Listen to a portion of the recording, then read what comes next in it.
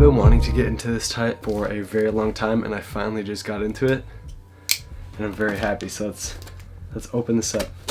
I went to town with this packaging.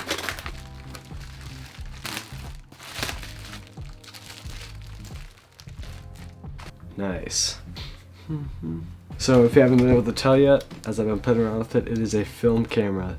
This is the AT1. Still just messing around. I'm trying to figure stuff out, but man, I am excited to use this. I'm just getting over a sickness. That's why I'm coughing and stuff.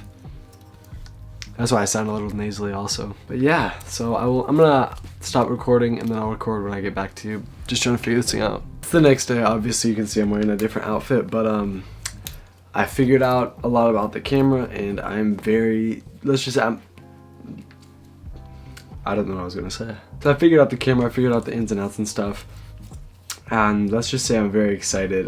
Some of you know I have been shooting some film with my Polaroid, but Polaroid is just not the same as film, 35mm film, and I'm just super excited to get into this. I've been watching a lot of film photography YouTubers, mainly Joe Greer and Willem Verbeek.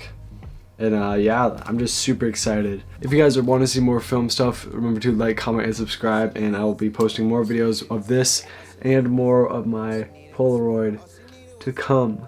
So yeah, that's pretty much it. If you guys like this video and are interested in film cameras, remember to like, comment, and subscribe.